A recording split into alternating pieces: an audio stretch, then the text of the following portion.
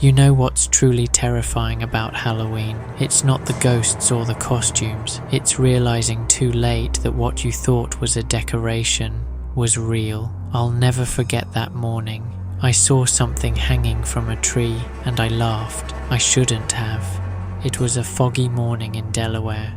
The streets were empty, the kind of silence that makes your footsteps sound too loud. I was walking to work when I saw it, a figure hanging from the thick branch of a front yard tree.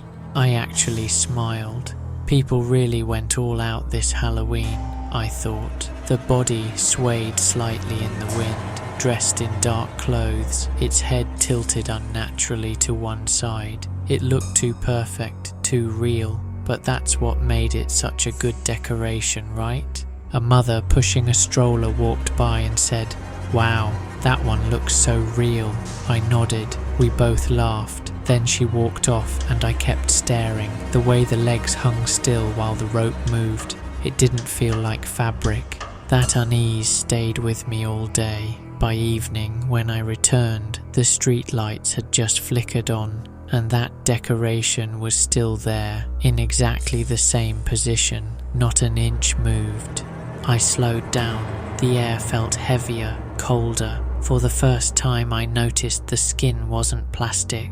The light hit it just right, and I saw a dull grey colour, not painted, not fake, real. I froze. My mouth went dry. I wanted to believe it was a prank, but my body already knew it wasn't. The world suddenly felt very still. I took one hesitant step forward, then another. The smell hit first, faint, metallic. I turned to run home and call someone, but then I heard it. A creak like a rope tightening behind me. My heart nearly stopped. I spun around, but there was nothing, just the figure swaying, its head turning slightly in the wind. Or maybe it wasn't the wind. Police arrived minutes later after my call. One officer shone his flashlight upward, then whispered something under his breath. It wasn't a decoration, it was a woman. She had been hanging there all day. Hundreds of people had walked past her. Children had pointed, laughed and taken pictures. No one thought to look twice. Halloween had disguised a tragedy, and nobody noticed. I couldn't sleep for weeks. Every time I closed my eyes I saw her there. The stillness of her body, the tilt of her head, the lifeless quiet of that suburban street. Now, every Halloween, when I see something hanging from a tree, I stop. I look closer, because sometimes the scariest things aren't make-believe. They're what you didn't dare to believe were real. Some masks are too real. I learned that the hard way one Halloween night, when the man standing across from me wasn't wearing a mask at all. I still live in the house, but I never go near the attic. Sometimes, when the wind blows just right, I can hear soft knocking from above, and I can't help but wonder, is it really empty, or is someone, or something, still waiting for me to check again? He wore a long black coat and a skin-coloured mask so lifelike that every wrinkle, every pore looked human. His expression was fixed in a half-smile. He didn't speak, he didn't blink, he just watched. People whispered that he must be a special effects artist. The detail was unreal. When I got closer, I caught a faint smell. Not rubber, not glue, something metallic, something old. I tried to talk to him. "Great costume," I said. He tilted his head as if trying to understand the words. Then, in a low, rasping voice, he whispered, "Do you like it?" I nodded, though I regretted it instantly. Later that night, the lights went out for just a few seconds. Everyone laughed, thinking it was part of the Halloween fun, but when the power returned, the man was gone. A few minutes later, someone noticed a dark smear near the back door, red, glistening under the light. Another guest joked that it looked like blood. Nobody laughed this time. Then police sirens echoed outside. The host came running in pale as a sheet. "They found a body in the alley," he said. "A man." with no face. Silence fell over the room.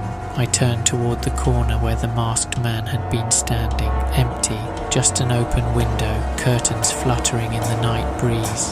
The police never found the man. No fingerprints, no name, no trace. Just that strange mask, human-looking, perfectly shaped, with real skin texture. Too real.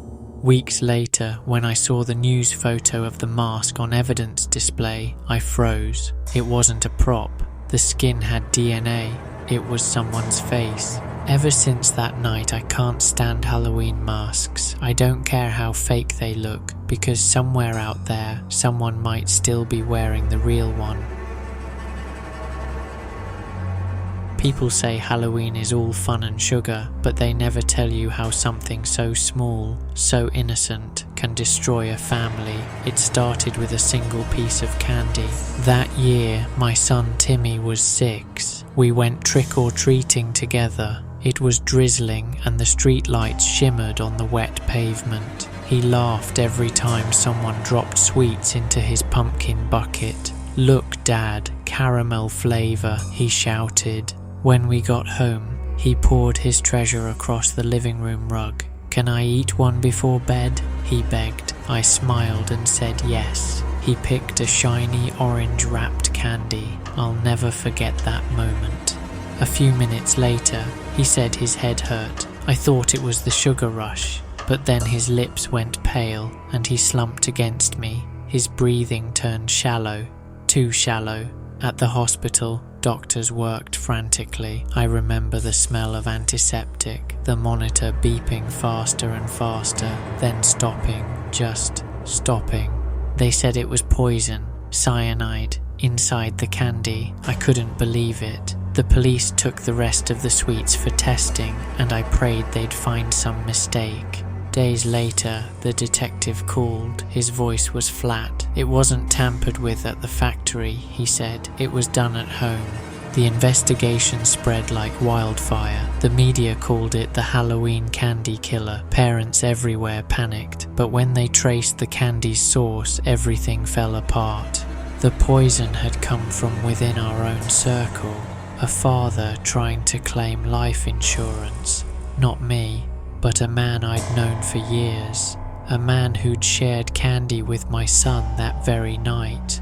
He confessed eventually, said he didn't mean for Timmy to take that piece, said it was meant for someone else, like that mattered. Every Halloween since, I hear my son's voice echo in my head. "Dad, caramel flavor," and then silence, the kind that feels like it will never end. I don't decorate for Halloween anymore. I don't buy candy, because every time I see that orange wrapper, I remember the sweetest things can hide the darkest secrets.